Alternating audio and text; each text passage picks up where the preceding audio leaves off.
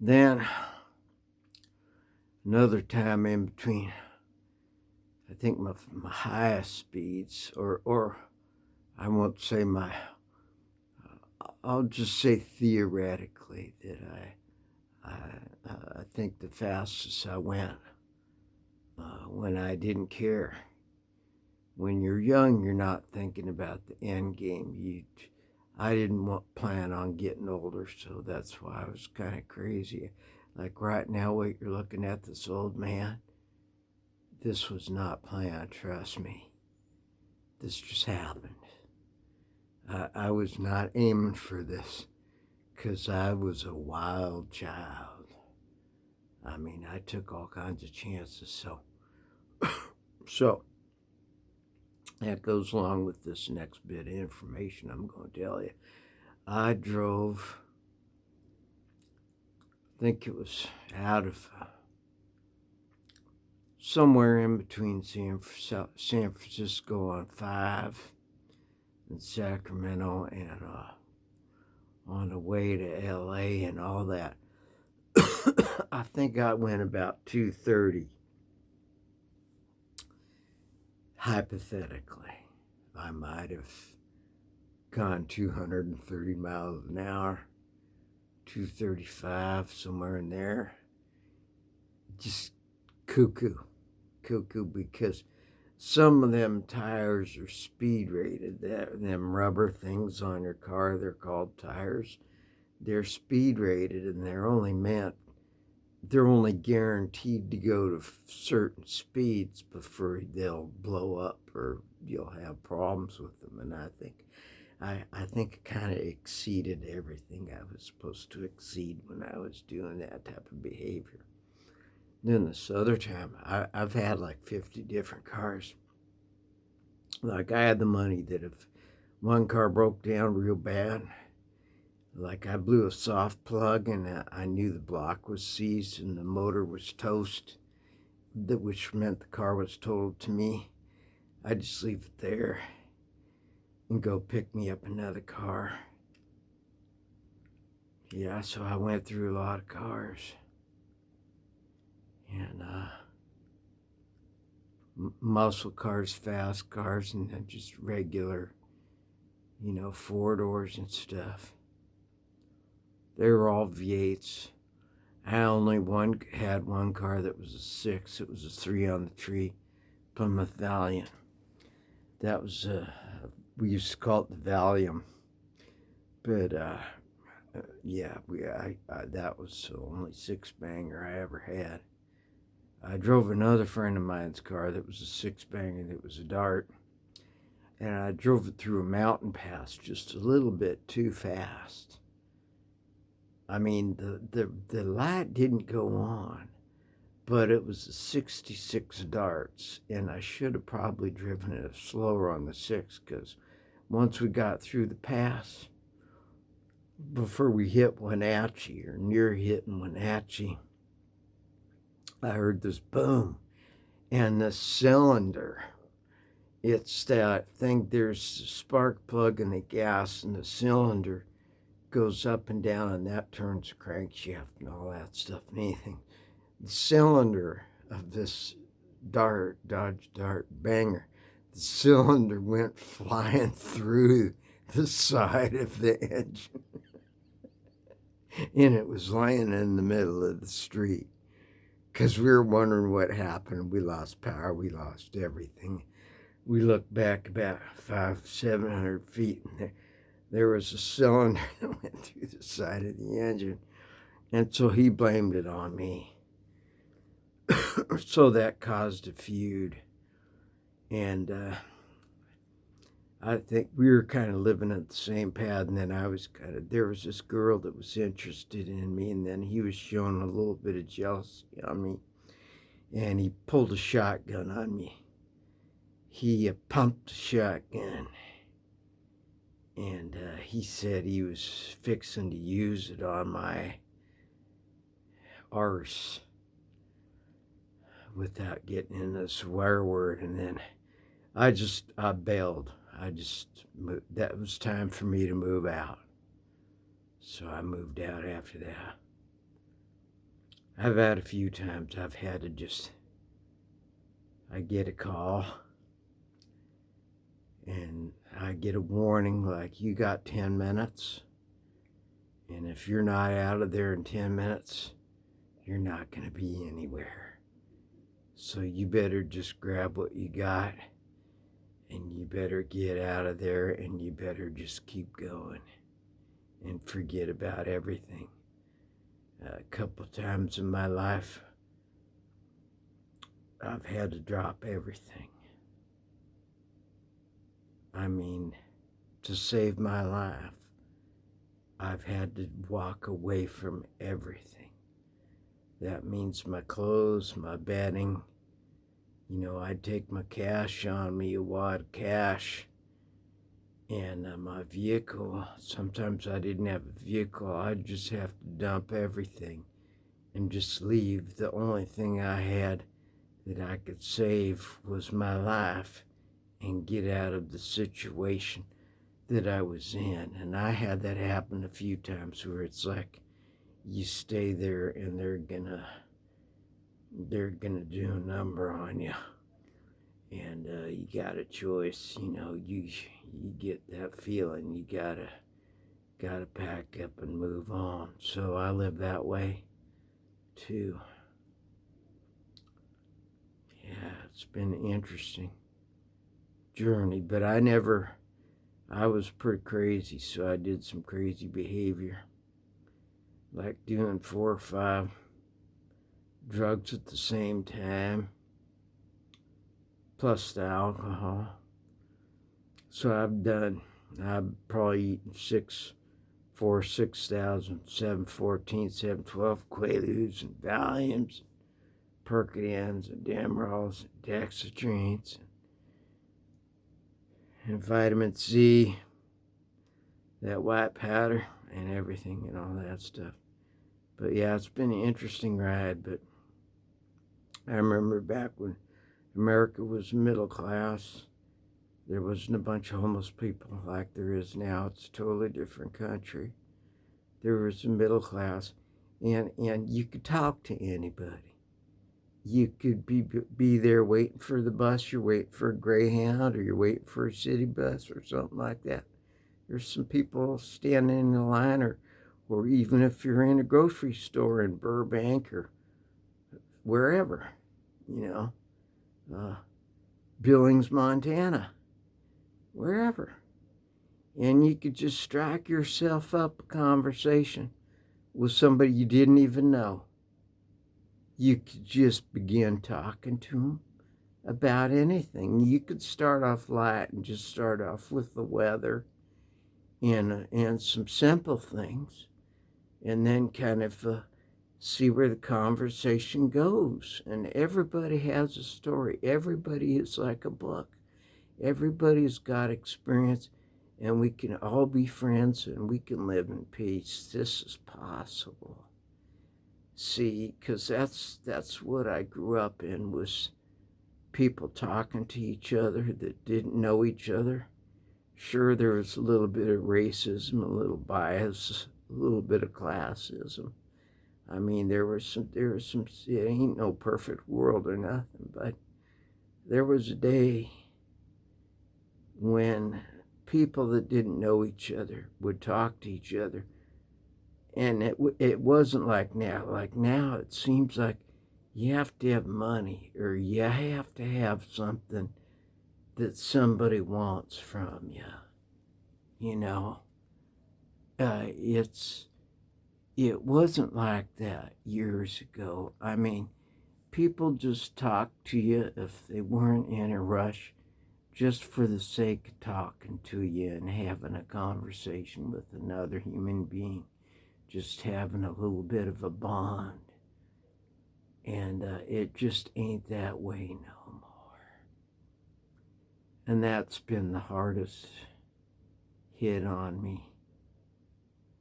That's been the hardest thing for me to deal with, living longer as I've existed beyond what I was planning. That's been the toughest thing on me, is all these wars going on right now. instability. I'm not trying to be a fear monger, paranoia or nothing. Maybe I am a fear monger and a paranoid, but just it's a different world. I grew up in a world where strangers talked, people communicated to each other. It was pretty safe throughout the states. You could go anywhere in California for the most part, or whatever state, and be relatively safe, and you could sleep in your car. Didn't have to worry about nobody bothering you, nothing like that. Yeah. It's a different world. I'm really glad that I got to enjoy it. I'm really grateful. I'm truly grateful that I got to enjoy that time in history. Some people say we have the best time in history because we have electricity now, we have everything. What are we whining about? We just flick on a switch. We got heat, we got air conditioning, got everything. We just push a button, flush the toilet. We don't have to run out to no outhouse nowhere, listen to the plops, and then wipe ourselves off on a leaf or nothing, or stay overnight in a cave or hide everything for the winter because of the snow. I mean, it's strange because we have all these conveniences now, but we have all this conflict and disharmony that wasn't present in the world. I don't remember that being present. I used to hitchhike like that. So sometimes I didn't even have a rig, and I would risk my life. I guess, but it was relatively, so many people were hitchhiking back then. They had what's called a hippie. I was like a hippie in between. That was back when I had me some hair, but I spent some time. I don't think I got into the tie-dye stuff. I didn't go that far, but I was kind of a hippie in a way. I guess since they were party animals too. But I didn't join no commune or nothing like that. But, I could hitchhike all over the place. My car broke down, I could hitchhike on down the road somewhere else, pick up a few days' work somewhere, and then just buy another car and throw some gas in it, and there I am again. Or maybe hang out where I'm at. If I'm hanging out with some cool people and they need some help for a while, and I got a good, strong back and a hard-working attitude, and I do good work for them, maybe I stay there for a spell and pick up some extra money and hang out there, and then back on the road again. So I was kind of homeless but happy, I guess. Young, dumb, and full of, we know the other word. But the world just ain't that way no more. And it's sad. And it's never gonna go back. It's not going back. And you carry around cash. You didn't need to have a credit card or nothing. And then they have these things called traveler's checks. They got rid of them. And traveler's checks made it pretty safe, so you didn't have to carry around a wad of cash. You could just have your traveler's check. And then you just have your ID, you have a traveler's check. You already fill it out, put your name on it. All you do is just sign your traveler's check in front of the cashier right when you're going to cash a check, and then you date it. You do your traveler's check, you get your payment, you get some cash back, and you're on your way again. That was the world I grew up in. You didn't need credit cards or nothing. You weren't subject to, you're 50 miles out in Timbuktu and you got to spend the night somewhere or sleep in the bush, which I did sleep in some bushes. I did. That just goes with living with that type of lifestyle. But like, you could just go in a hotel with that traveler's check and you're good to go. And now, like, if you go in there with your credit card and something messes up on your credit card, you're out in the bush with a credit card that ain't working right. I mean, things can get darn complicated with this new electronic world that we're living in. So there's good and there's some bad. I guess there's two sides to it. When everybody was all cash, you did have to worry about someone jacking you. So you keep some money in some pocket. Because depending on the place, I mean, they wouldn't off you, but some people might off you, like if you didn't have something for them. So, like, you'd keep some money in your shoe or in your sock or somewhere else on your body or in your hat or whatever. And then you'd keep a little bit extra, and then you keep some money in your wallet. And then if you get in a sticky situation where it was you're going to fight 12 people, or you're going to fork out $12, you fork out the $12. You don't fight the 12 people. You guys call it good, and you had ways. I remember sometimes hitchhiking, I'd have a guy, he'd reach his hand over and put his hand on my leg or something like that, and I'd say, well, I ain't into that. I'm not, I mean, you live however you want, but that ain't the way I live. Nothing personal. You can just drop me off, anywhere you want right now, because I'm done driving in this car.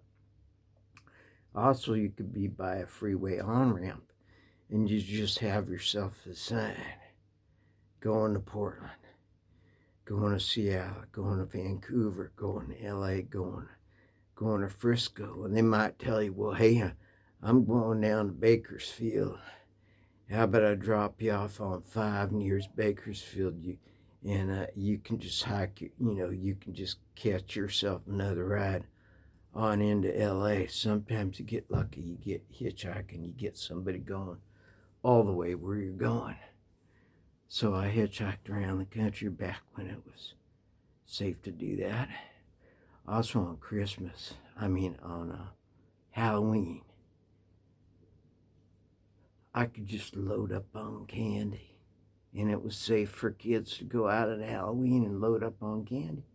They started some bad rumors. They said people put razor blade and acid and drugs and stuff like that. Now they're saying they're putting edibles in kids' candy. I'd be like, wow, where are they doing that? I'd be there getting all the edibles I could. I'd be getting in on that candy in a heartbeat. Lucky kids. But anyways, it's just a different world. Strangers used to talk. People used to freely communicate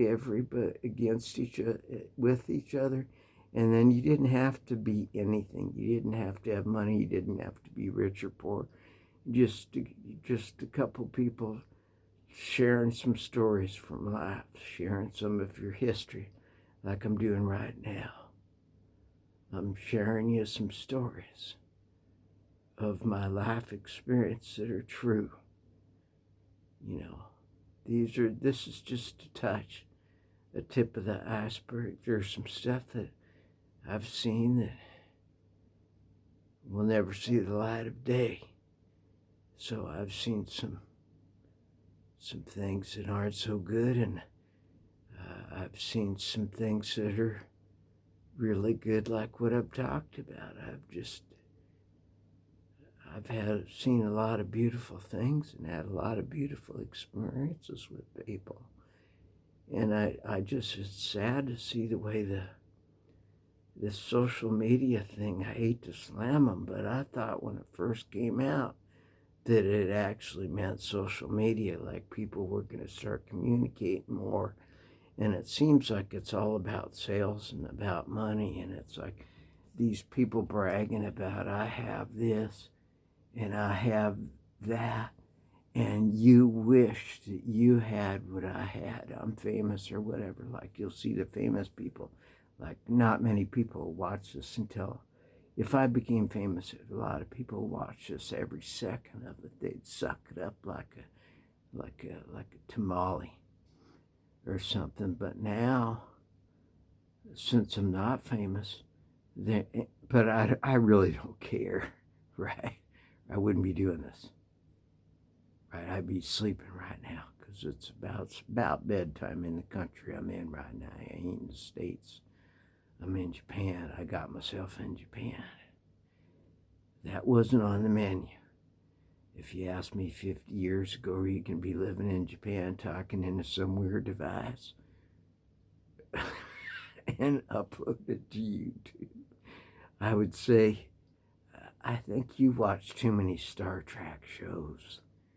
One too many Star Trek shows. Because I didn't think that this was going to happen. But here I am. And it is what it is. And that's my story. That's part of my story. And I'm happy to share it with you. And sorry if it was boring and it wasn't more entertaining. I guess I'll throw in a joke, right? So, what's the difference between a joke and Mar Party? A joke is funny. I'll end with that. All right, tidings. Have a good one. Have a good trip. Enjoy yourself. It's been a pleasure. All right. I'm talked out.